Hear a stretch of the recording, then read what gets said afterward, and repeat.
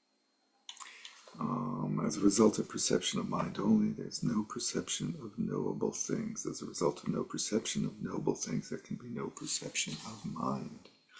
As a result of no perception of either knowable things or mind, there's the perception of the Dharma realm. So instead of leaving at that sort of Madhyamaka stage of there's no perception of a mind, and no perception of a noble thing, and no perception of perception or whatever, there is perception of the Dharma realm.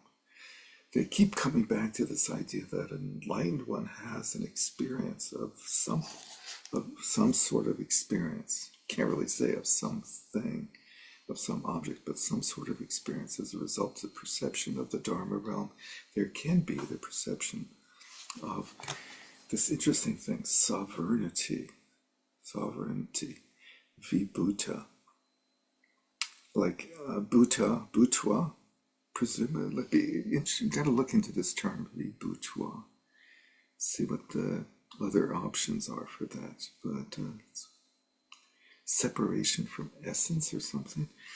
Having attained sovereignty as a nation, the goals of oneself and other citizens are accomplished, and the wise ones obtain unexcelled enlightenment in nature. 3 bodies. How can there be 3 bodies if there's no things? So here's something on vibhutva, the quality of being present in all places at the same time and being all powerful, omnipresence and omnipotence. The second one is office, authority, status of a master, lord, or king, etc., etc. But I think it's maybe that first one, perhaps. Yeah, it's like the movie, Everything Everywhere All at Once. Anyway, let's take a look at the 30 stanzas, which is a figurative. No, it's actually 30 stanzas exactly. Normally they're usually counted up. But that goes back to where are we? Page 179. Okay, so here we have our little Abhidharma, Yogacara Abhidharma. Constructs of self and phenomena occur in many different ways in the modulations of consciousness, which is threefold. Maturation, what is called self-centeredness, and the cognition of objects. So these 3 phases of evolution that you guys have been all talking about for a while now. Maturation is what is called alaya, which contains all the seeds. It's cognizance of appropriation, and the abode is indistinct. So its cognizance of appropriation and its abode are indistinct. So it doesn't really completely appropriate nor abide anywhere. So is accompanied by contact, mental engagement, feeling, discriminating, and impulse. So these are the 5 omnipresent mental factors. So like all consciousnesses, all primary consciousnesses, of which in this system there are 8, in the earlier tradition 6, primary consciousness arises with a collection of mental factors, and the alaya has these 5, which are called omnipresent because they are present in every moment of consciousness, including the alaya. And he clarifies that feeling in this case is indifference. It's not positive or negative. It is unobscured and neutral. So the alaya vijnana is neutral. The same goes for its contact and so on. It flows like a river stream. So all the mental factors have no moral or ethical or value, judgment bent for or against. And it flows like a river stream. And we talked about the river stream last week, the analogy of that. It ceases at arhathood, which is interesting that he says that because later in the tradition they say that the alaya vijnana ceases only at Buddhahood, and that the 7th ceases in arhathood.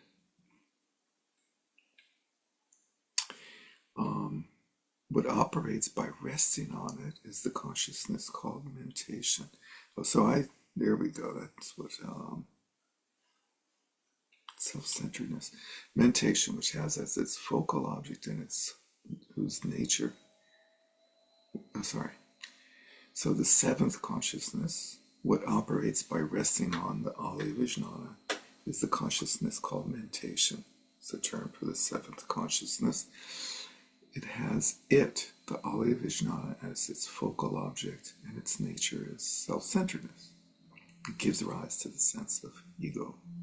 It is always associated with the four afflictions that are obscured, yet again they're neutral. They don't like, I don't know, it's a funny idea. This neutrality of the seventh consciousness implies it's something that gets opened up more later on. So we'll come back to this, but the four views are about a self, ignorance about a self, pride about a self, and attachment to a self. You might say, well, they're all views about a self, and you gave me three types, where's the four? But they seem to count views about a self as separate from the other three. Wherever it arises, so through contact and so on. So contact is one of the five omnipresent, so it has those. It ceases in arhats on the supramundane path, meaning on the stages after, or maybe at. That's probably a reference to the path of seeing. And during the meditative absorption of cessation, which is while one is still alive enjoying nirvana, one suppresses the seventh consciousness as absent. This is the second modulation, is the seventh consciousness. The third modulation is the perception of six kinds of objects. So the six senses. And this is virtuous, non-virtuous, and neither. It's not neutral. And it's associated with the omnipresent mental factors, the determining mental factors, and the virtuous mental factors, as well as with the afflictions secondary and with feelings being threefold. So here, if you remember, feelings is one of the omnipresent mental factors, and earlier feelings were just the neutral of the three types. Here we have all three types of feelings. Basically, the sixth consciousness brings in all of the 51 mental factors. And just briefly to look at the mental factors, to see that we're on board with what these are, I'll show you a little chart of the dharmas. So here we have the 100 dharmas of the Chittamatra tradition. We have conditioned dharmas and unconditioned dharmas. And conditioned dharmas include the primary mind, or mind, which is we'll call group 1, dharmas 1 through 8, the 8 consciousnesses. And then there's form, which is internal reality, but just sort of for convenience called form. And then we have the mental factors, the omnipresent ones that we just looked at, 5, the object determining ones, 5, the virtuous, 11, the root afflictions, 6, of which view breaks down into these, slightly different than what he's went through as the 4 wrong views.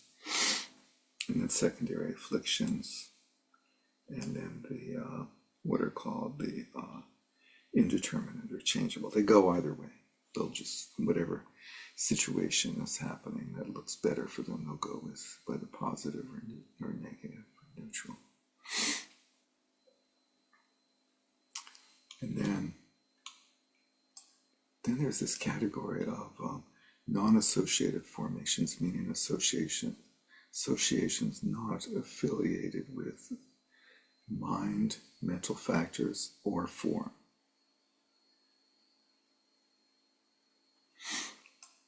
And then the unconditioned dharmas, space, different types of nirvana, basically, and then suchness as it isness, ta.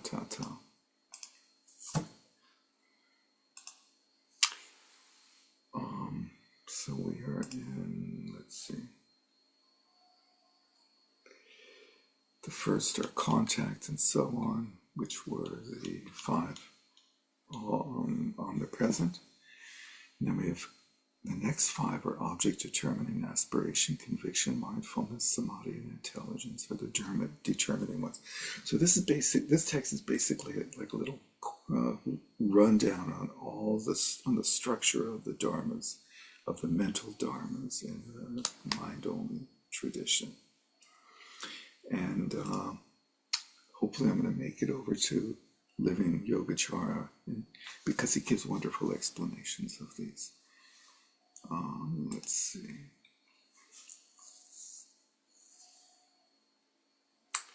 And then confidence, shame, embarrassment, and so forth are the virtuous ones, right?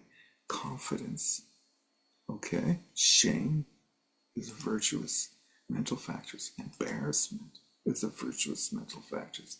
3 types of non-attachment.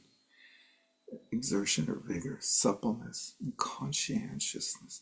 An interesting collection of mental factors as being positive ones. Shame and embarrassment are like shame at doing something inappropriate, embarrassment at that being known by others are positive mental factors in that they reinforce the propensity to not repeat those activities, right? And that's sort of the whole monk world is oriented around that, where every 2 weeks they get together and they confess their mistakes, and it's like in a group, and the idea is like you build up this quality of like, I'd rather not have to be shamed and embarrassed with my buddies, and so I'm going to try not to do any infractions. Let's see. The afflictions, desire, anger, ignorance, pride, views, and doubt, the main 6 ones.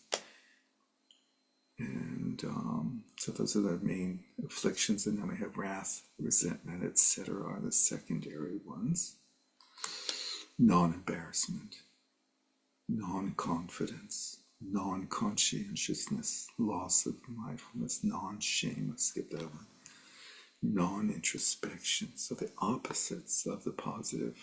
So some of these are not actually listed as positive factors, but you can infer them as positive factors by the fact that they're listed as their opposites are negative mental factors.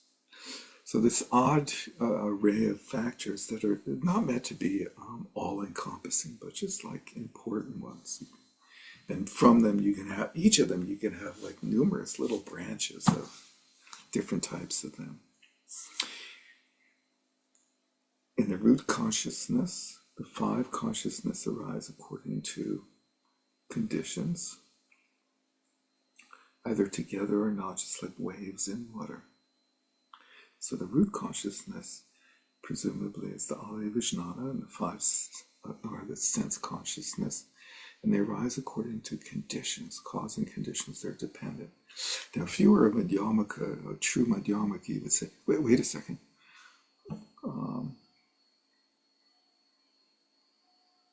Well, you would have said it actually long ago, but, like, what are conditions? Are those things? Are causes and conditions things? So let's remember the conditions, the 4 main conditions are the dominant condition is the sense space. The object condition is the object of the consciousness. The causal condition is something that precipitates turning our mind towards the object. And the previously existing condition is the prior moment of consciousness. So they arise according to conditions either together or not. Together or not is a little unclear. I think it's a reference to like together or not with they're together with some mental factors and not with other mental factors. Just like waves in water. Some waves have more salt and more fish or something, I don't know. But an interesting thing going back up to verse 10, The first are contact and so on. And then the determining ones, aspiration and conviction. They're very hard to translate because aspiration and conviction sort of have like imply a level of sophisticated mentation. Like, what am I aspiring to? What do I have conviction in? And they're misleading in that these are like bare functions of mind, where aspiration is an interest in an object, and conviction is where that interest then propels us to go towards that object, or turning towards. So they don't have nearly the level of significance that the terms imply. And like even Living Yogacara, he translate them as desire and interest, or desire in something. It's like, it's not desire. Desire is in the root kleshas. That's a misleading term. Anyway, we're down at 16. The mental consciousness occurs always, except in those without discrimination. So we've been through this. The sixth consciousness is always present, except in certain absorption states. And he lists them: states without discrimination, 2 types of mental absorption: sleep and fainting, meaning deep sleep. States without mind. This modulation of consciousness is conception. Conceptuality, what is conceived by it, does not exist. So that's the fabricated, and therefore everything is mere cognizant. And so in some schemes, the fabricated nature is not on the page of dharmas. And the mind and mental factors are the dependent nature. All the different minds, the Alaya Vijnana and all of its modulations, those are the dependent nature that then get misinterpreted for being a self and an object and so forth as the fabrications. And the perfected nature is the reality that those are all completely empty of any essence and have no nature.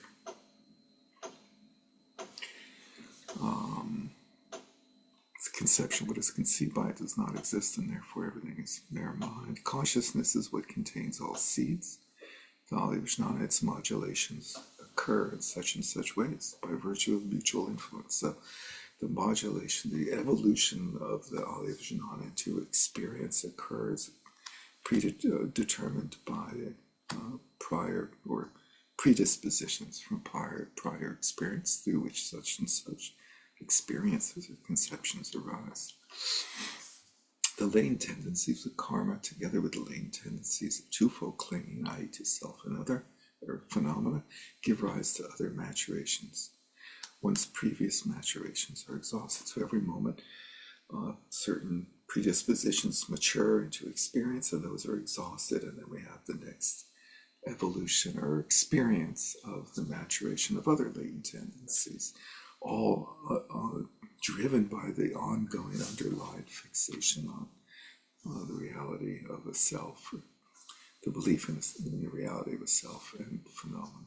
Whatever entity is conceived by whatever conception is the imaginary nature, which is unfindable. The dependent nature, on the other hand, is the conception that arises from conditions. The perfect nature is its perpetual freedom from the former. And when he says the former, technically that's the dependent nature, but maybe also the fabricated imaginary, but that's pretty given, that's sort of gone in terms of being real or not. Therefore, it is said to be neither other nor not other than the dependent. The perfect nature, you can't say that it's the same or different than anything else because it has no entity, it has no nature. It's a non-nature. To call it the third nature is a misnomer, and it's an intentional misnomer. You might think, well, that's confusing. Why did they call it something else? And they intentionally call it that to sort of help you to realize that nature is no nature. It's said to be neither other nor not other than the dependent, just like impermanence and such. When one is not seen, the other is not seen either. When one, the dependent, is not seen, then they fabricated is not seen.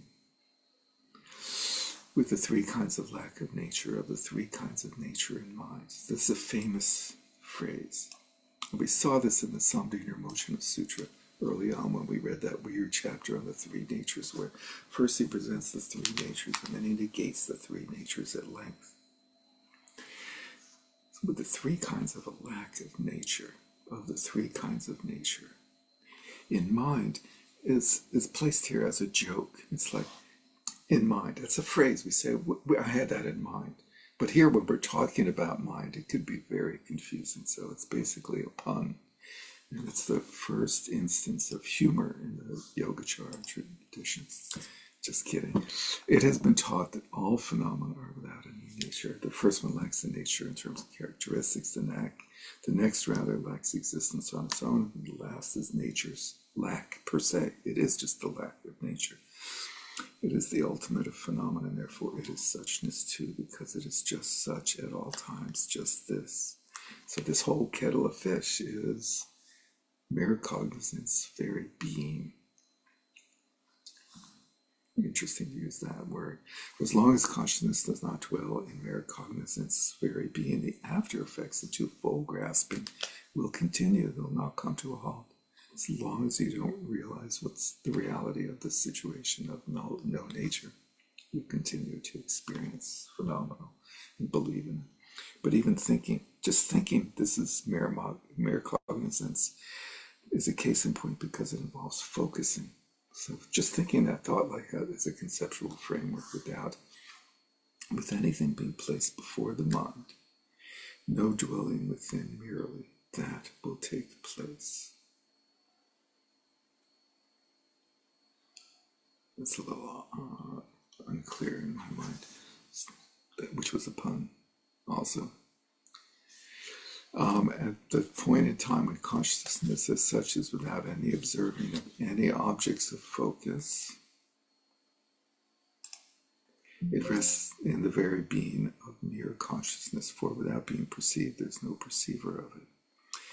So this goes back to the other text where there's no perception, no appearance, no mentation. Then it is non-mind and non-perception. This is super-mundane wisdom. This is the fundamental change by virtue of having relinquished the twofold impregnations of negative tendencies. It is the dhatu, the realm, that is uncontaminated, inconceivable, virtuous, and stable, as well as blissful. The Vimuktikaya, called the great sages Dharmakaya, the body of freedom, liberation, called the body of the Dharma.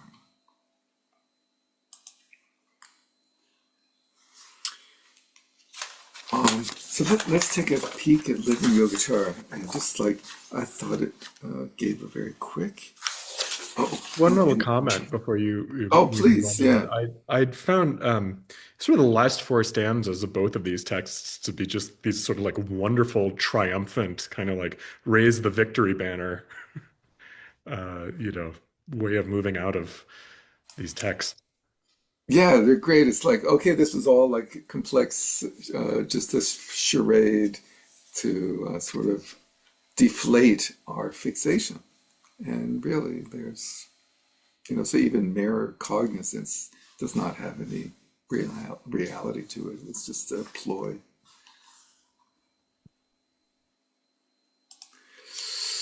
So let's see, the structure of mind. We went through that chapter. So we didn't, here, we didn't assign, but it's in the source book. Is this the king, mind king, and mental functions? And to understand what I just went through quickly, I think this was a really nice presentation. After the mind king, so on the next page, he gives the 6 types of mental factors: omnipresent, object contingent. So these are in the text called the object determining or determining factors. And here we have desire and resolve, which is what I was referring to as being like implying way more complexity than what's going on here. But mindfulness, concentration, and intelligence. So these are self-existing mental factors that we have. And meditation exercises them as opposed to sort of creating whatever. Then wholesome afflictions, secondary afflictions, and then changeable or uncategorized. And he gives nice little presentation definitions of the whole kettle of fish in there. So, if you're interested in that, it's often called like Buddhist psychology, where they go through the mental factors and how those relate to the mind consciousnesses. And the key is that, let's see, so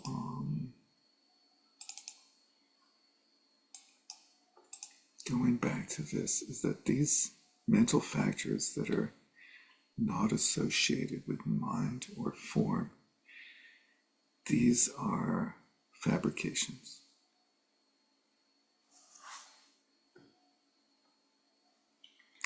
They're examples of fabrications.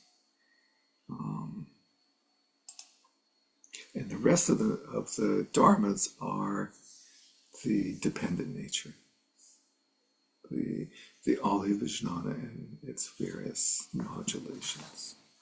If that makes any sense. Comments, thoughts, Chris, any final comments?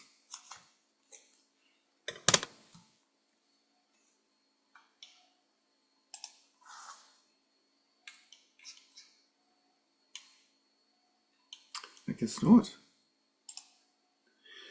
So next week, this group that I got roped into, called the Westchester Meditation Center, has a retreat where we meditate like day after day for a week, trying to like experience these things that we've been talking about for a long time. And so I'm very excited that some of you are joining us there, and I look forward to seeing you there, and those of you who can't make it, I hope you have a great week. So we'll skip next week and we'll reconvene the week after with Dignaga and Dharmakirti. Oh Yeah. yeah, what fun. So fun. But since we don't want to receive any, threats of violence, we've only assigned, I think, 13 pages. 13 pages. So your suffering will be brief. What suffering? Just a little pinch. What suffering? You're implying that that those authors are arduous and painful. I thought I'm we just already did that. Didn't we do implying that that last fall? suffering is all pervasive. There you Nothing about go. these authors at all, who are illustrious shining stars in the There you go. vast constellation of Yogacara. Anyway, it should be enjoyable to have a little taste of those logicians. Thank you very much, everyone. Thank you, Chris. Thank you, Derek. Have a good retreat. Thank you, Chris. Why don't you dedicate us out? By this merit, may all obtain omniscience, may it defeat the enemy wrongdoing. From the stormy waves of birth, old age, sickness, and death, from the ocean of samsara, may I free all beings. By the confidence of the golden sun of the great east, may the lotus garden of the Rigdon's wisdom bloom. May the dark ignorance of sentient beings be dispelled. May all beings enjoy profound, brilliant glory.